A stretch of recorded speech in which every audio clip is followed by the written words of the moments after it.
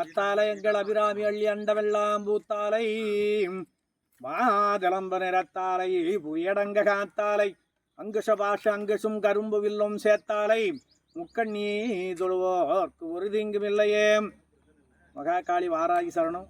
வாராகி பிள்ளைகளுக்கும் பக்தர்களுக்கும் பக்த கோடிகளுக்கும் இந்த உலகத்தில் உள்ள அனைத்து விதமான பிள்ளைகளுக்கும் நான் இப்போ ஒரு டிப்ஸு சொல்கிறேன். எல்லா பிள்ளைகளை வந்தால் சுகர்ன்ற விஷயத்த நிறைய சஞ்சலப்படுறாங்க. சுகர்ன்ற நோய் வந்துடுச்சு, என்னால் நடக்க முடியல, கால் எரிச்சல், கை எரிச்சல், கை குத்தல், கால் குத்தல், நடக்க முடியல அப்படின்றாங்க. சுகர் 200 இருக்குது, 300 இருக்குது, 500 இருக்குதுன்றாங்க. எல்லாம் பேசுகிற மக்கள் பூராமே இது பண்ணுறாங்க. நான் அருமையான ஒரு டிப்ஸு சொல்கிறேன்.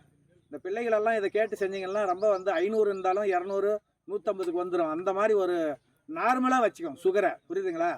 கரிஞ்சீரகம் 100 கிராமு, ஓமம் 100 கிராமு, 1/4 கிலோ வெந்தயம், இதை 3த்தையும் நல்லா பொன்னிறமாக வறுத்து தனித்தனியாக வறுத்து ஒன்றா போட்டு மிக்சியில் அடித்து ஜலிச்சு வச்சுக்கணும். இது 3த்தையும் ஒன்றா ஒரு சீசா பாட்டிலில் வைக்கணும். பீங்காம் பாட்டிலில் தான் வைக்கணும். டப்பாவில் இதெல்லாம் வேணாதில்லை. இதில் தான் 3த்தையும் சேர்த்து நைஸாக இது பண்ணி அரைச்சிட்டு 3த்தையும் தனித்தனியாக ஜலிச்சு ஒன்றா சேர்த்து அரைச்சி வச்சுட்டு அது கூட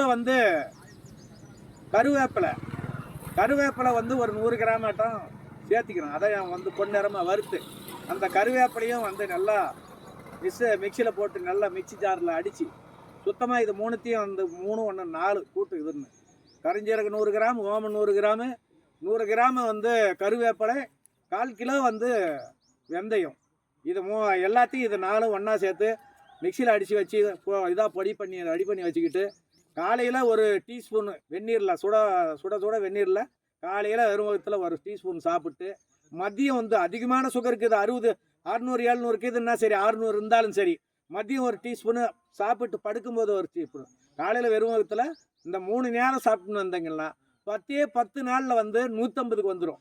நார்மலாக 150க்கு வந்துடும். இதே போல் நீங்கள் ஒரு 6 மாதம் தொடர்ந்து சாப்பிட்டீங்கன்னா ஒரு 6 மாதத்துக்கு மேலே 2 நேரம் சாப்பிட்ற மாத்திரை 1 நேரம் சாப்பிட்லாம்.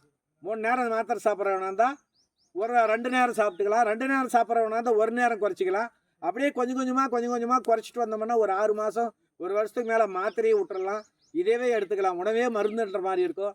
ரொம்ப சிறப்பாக இருக்குது. இந்த டிப்ஸு சொல்லி பலாயிரம் பேர் என் ஆலயத்துக்கு வந்த மக்கள் சாப்பிட்ருக்குறாங்க.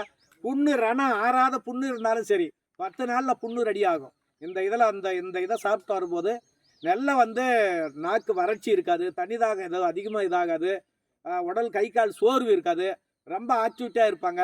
கறியாப்பிலை, ஓமம், கரிஞ்சீரகம், வெந்தயம், இதுதான். வெந்தயம் மட்டும் 1/4 கிலோ எடுத்துக்காங்க. இது மீதி 3மே 100 கிராம் எடுத்து ஒன்றா வறுத்து பொடி பண்ணி ரெடி பண்ணி வச்சு சாப்பிட்டு இந்த பிள்ளைகளெல்லாம் ஒரு 10 நாள், ஒரு வாரம், 15 நாள் கழிச்சு என்கிட்ட சொல்லுங்கள். அது எப்படி இருக்குதுன்னு என்கிட்ட அன்பாக கேளுங்க. நம்ம அடுத்த பதிவில் பேசலாம்.